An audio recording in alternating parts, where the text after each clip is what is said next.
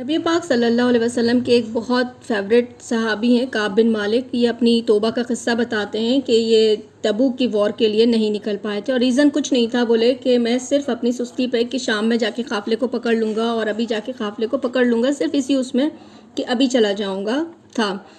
اور گرمی بہت تیز تھی, سائے بہت گھنے تھے, پھل پکے ہوئے تھے, یعنی کہ بہت گرمی تھی اور پھل ایسے ریڈی تھے کہ توڑنے کے لیے ریڈی تھے. تو صحابی رسول کہتے ہیں کہ میرے پاس سواری کے بھی جانور موجود تھے, سامان بھی موجود تھا, کوئی وجہ نہیں تھی, صرف سائے میں رہنا گرمی سے بچنے کے لیے, اور پھلوں کی طرف میں زیادہ اٹریکٹ تھا اس وقت. پھر یہ صحابی کہتے ہیں کہ جمعرات کا دن تھا, نبی پاک صلی اللہ علیہ وسلم جمعرات کے دن سفر کرنا پسند کرتے تھے, اور آپ جمعرات کے دن نکلے تو بولے میں نے سوچا کہ میں آج شام میں بازار سے تھوڑا مارکیٹ جاؤں گا, پھر کل تک میں قافلے کو پکڑ لوں گا. مگر ایسا نہیں ہو سکا, وہ تھوڑے بزی ہو گئے, اور اس دوران ہی مدینے میں تقریباً 80 آدمی موجود تھے. نبی جب تبوک پہنچتے ہیں تو وہاں صحابہ سے پوچھتے ہیں کعب بن مالک کے بارے میں کہ وہ کہاں ہیں. صحابہ نے ان کو جو بھی ریزن بتایا. جب آپ صلی اللہ علیہ وسلم لوٹ کر آئے تو یہ حضرت کعب کہتے ہیں کہ مجھے یقین ہو گیا کہ میں صرف سچ بول کر ہی بچ سکتا ہوں. تو نبی پاک کا ایک طریقہ یہ تھا کہ جب آپ سفر کر کے آتے تھے تو آپ تھوڑی دیر مسجد میں بیٹھ کر 2 رکعت نفل پڑھتے تھے, اس کے بعد آپ گھر جاتے تھے. تو آپ نبی پاک مسجد میں موجود تھے اور باقی جو لوگ تھے وہ آ کے اپنی وجہ بتا رہے تھے, اپنے عذر پیش کر رہے تھے کہ ہم اس لیے نہیں جا پائے, آپ ہمارے لیے مغفرت کی دعا کیجئے, اللہ سے معافی مانگ لیجئے. حضرت کعب کہتے ہیں کہ نبی مجھے دیکھ کر مسکرائے اور وہ مسکراہٹ میں ناراضگی تھی, اور نبی پاک نے پوچھا کہ کیا تم نے جانور نہیں خریدا تھا, پھر تم پیچھے کیوں رہ گئے. تو حضرت کعب نے اپنے ریزن بتایا, اس میں ایک وجہ یہ بھی بتائی کہ اگر میں جھوٹی بات کہتا تو اللہ تعالیٰ آپ کو خبر دے دیتا میرے بارے میں کہ میں جھوٹا ہوں. اللہ کی قسم اے اللہ کے نبی, میں کبھی اتنا خوشحال اور اتنا آسودہ کبھی نہیں رہا جتنا اب میں تھا, مطلب کوئی ریزن نہیں تھا کہ میں نہ جاؤں. تو نبی پاک نے کہا ٹھیک ہے اب چلے جاؤ, اللہ تعالیٰ بہتر جانتا ہے, وہ تمہارے بارے میں فیصلہ کرے گا. پھر جب کعب باہر آئے تو باہر لوگوں نے کہا کہ تم نے کوئی وجہ کیوں نہیں بتا دی, نبی تمہارے لیے استغفار کرتے, تمہارے لیے مغفرت کی دعا کرتے. لیکن انہوں نے کہا نہیں, مجھے سچ ہی بولنا تھا. پھر پوچھا کہ کیا کوئی اور بھی ہے جس نے میرے جیسا ریزن دیا ہو. تو حضرت کعب کہتے ہیں ہاں 2 لوگ تھے, بلال بن امیہ اور مرارہ بن ربیع, ان دونوں نے بھی ایسا ہی کہا ہے. تو آپ کو منع, حضرت کعب کو اور باقی ان دونوں کو بھی منع کر دیا گیا کہ کوئی ان سے بات نہ کرے. مدینے میں سب لوگوں نے بات کرنا بند کر دی تھی. تو وہ کہتے ہیں کہ میرے لیے در و دیوار تک اجنبی تھے, لوگ تک اجنبی بن گئے, جیسے ہی کبھی مجھے جانتے بھی نہیں تھے.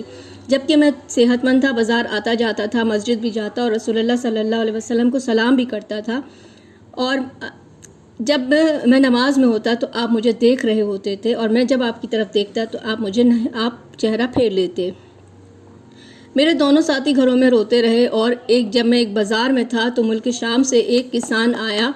اس کسان نے مجھے خط پکڑایا جو عیسائی بادشاہ کا خط تھا, شام کے عیسائی بادشاہ کا خط تھا. اس بادشاہ نے لکھا تھا کہ آپ ہمارے پاس آ جائیں, ہم آپ کی دلجوئی کریں گے. یہ خط پڑھ کر میں نے کہا یہ مصیبت اور خرابی ہے, اسے اٹھا کے تندور میں پھینک دیا. 40 راتیں گزر گئیں, اس کے بعد حکم آیا کہ بیویوں سے بھی علیحدہ ہو جاؤ, یعنی اب بیوی سے بھی مطلب نہیں رکھنا ہے. تو پوچھا کہ طلاق دے دوں کہ نہیں, بس قریب مت جاؤ, کہ ٹھیک ہے. پھر حلال بن امیہ کی جو بیوی تھی وہ انہوں نے آ کے نبی صلی اللہ علیہ وسلم سے اجازت لی کہ وہ بہت بوڑھے اور ضعیف ہیں, وہ کچھ خود نہیں کر سکتے, مجھے اجازت دیجیے خدمت کی. تو نبی پاک نے ان کو خدمت کی اجازت دی. ابھی کعب کہتے ہیں کہ جب میں اپنے چچا بھائی کے باغ میں گیا, میں نے ان سے پوچھا کہ کیا اللہ اور اس کے رسول مجھ سے محبت کرتے ہیں. وہ خاموش رہے. دوبارہ پوچھا, پھر خاموش رہے. اللہ کا واسطہ دے کے پھر پوچھا تو انہوں نے کہا اللہ اور اس کے رسول ہی بہتر جانتے ہیں, بس اتنا بولے وہ. تو یہ بات سن کر مجھے قابو نہ رہا اور میں روتا ہوا بھاگتا ہوا گھر آ گیا. پھر 25ویں رات جب میں اپنے گھر کی چھت پر تھا, نماز فجر ادا کی کر کے چھت پہ بیٹھا تھا کہ ایک آواز آئی, پہاڑ پہ سے ایک آواز سنی کہ اے کعب بن مالک تجھے بشارت ہو. یہ سن کر میں سجدے میں گر گیا اور مجھے معلوم ہو گیا کہ اللہ تعالیٰ نے آسانی پیدا کر دی ہے. پھر ایک شخص گھوڑے پر دوڑتا ہوا میرے گھر آیا اور مجھے خوشخبری سنائی. میں نے خوشی میں اسے 2 کپڑے اپنے دے دیے. اور یہ وحی جو تھی نبی پاک کو رات کے تہائی حصے میں ہی نازل ہو گئی تھی, جس پہ ام سلمہ کہتی ہیں کہ کیا ہم فوراً کعب کو خبر نہ دیں. تو آپ نے فرمایا نہیں, لوگوں کا ہجوم ہو جائے گا, لوگ جمع ہو جائیں گے, ابھی مت خبر دو.